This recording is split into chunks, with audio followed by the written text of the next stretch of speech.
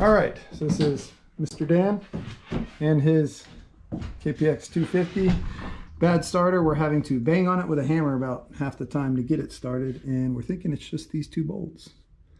So he went to grab the new starter, and we'll take a look at it and make sure. Get back to you. All right, so it is definitely just those two bolts right down there. Back side of the starter. So easiest way to do it, get yourself some flex joints for your sockets if you don't have it. And then we went down to an 8mm, and I was able to break both those loose. Now I'll just be able to pull them off by hand, and then we should be able to pull the starter out maybe this way. We'll see.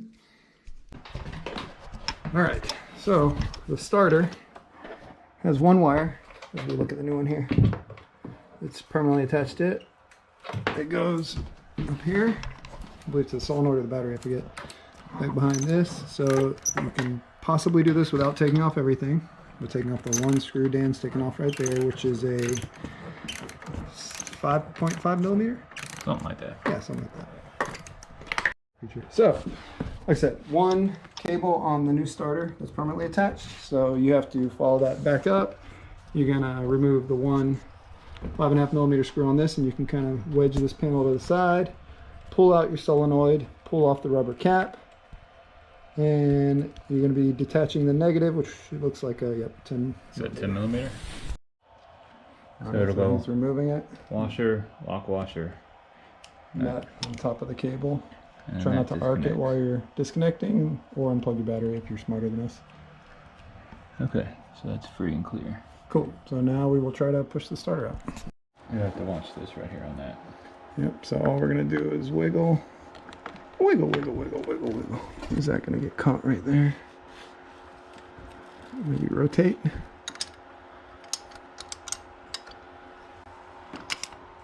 that's what it looks like. Blade screwdriver.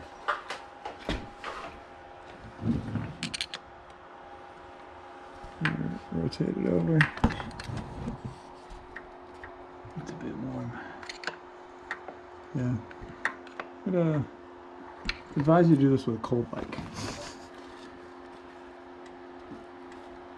Okay, getting stuck on that screw. That's going to be annoying because that goes right into the head. It should go right.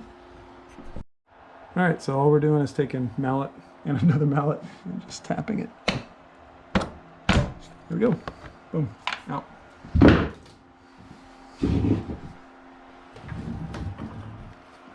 Now, do we have enough space to actually do this is the question, because it's got to get pretty far out. We go on an angle.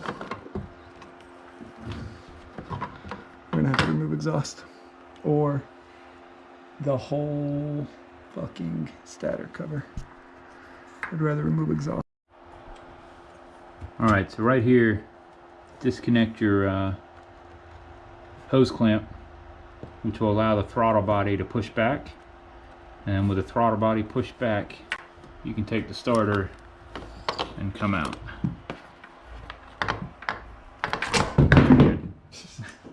There you go, don't drop it. Nailed it. And that is hot. So now, Cold one. we should be able to, what is that right there? Is that a leaf down there? Yeah, it is. Maybe that's why it didn't work, huh? It was the leaf the whole It was time. the leaf that did it. Let's see, we want to go over or under that. You know what, I'm going to take the rubber band off of this too. Time band. Alright, here we go. We're going under. Okay, so we're putting a new one in now. We're going to go up where the throttle body was. Up more. You're going to have to go up more. I think that throttle body's going to have to move. I just think I'll rotate a little and come my way. So new starter is in place. And we're just trying to get the gears to mesh, so we're going to make it easier on ourselves. Take off the cover plate on this. You have to break them loose with a wrench. Feels like it's got. Yep, it's not Tension easy on to it. get out. Just don't damage your casing doing it, so very carefully. And be ready for a little bit of oil. And a gear that you now don't know how it goes back in. Gotta be right there, right? Well, which side does this go on? So this came off. No idea. I'm gonna go with your washer goes right there. And it's gonna connect your starter to your flywheel. So you see what's happening? Yeah. So you got your starter here, flywheel here. So now we can push the starter all the way in and then mesh those gears to the flywheel, turning the engine if we need to, which is actually easier than turning the starter. So we push the starter forward. All right, so we push the starter forward with this cap off. Be careful when you, it's almost like it's spring loaded because it pops right out. So you've got a gear, second gear, and then a little washer up here that pops That's off. connecting your starter to your flywheel. Starter to the flywheel, and then you can see the starter gear up there. So you're both in the starter into the So we're case. putting the 2 bolts into the starter, and we can go ahead and tighten it up. And that's over. You want to show them on that side? Yeah. Back how you took it off. So just going right back in. You got 2 bolts. So I've got one in right there. The other one's going to go right there. Push the starter forward, get it fully seated with that cover off. Then we'll work on the other side, getting the gears meshed. All right. So Dan is trying to put the gears back in. Hello. Sweet. So you got to mesh these 2 sets of gears up in here, so you can either turn the engine or turn the starter to make everything kind of sync together. And you'll feel it when it hits and kind of clicks in, but then there's going to be pressure of the O-ring too, holding this I think that's what casing it feels on. like it's. But I don't know until. Starter bolts both in, both tightened back up. I'm about to put the throttle body back. Don't forget to do that. As Dan is routing the Got the solenoid hooked back up. solenoid cable up, hooking that back up, and then we'll just kind of keep it like this until we turn the engine over one time, make sure everything's working, but throttle body first. Don't forget, when you're hooking up your starter, there is a cable that goes under that bolt, so I had to pop this one back out. This cable on that's going to be your negative for the starter or the ground. Positive is the big giant cable hanging out the side. Need them both.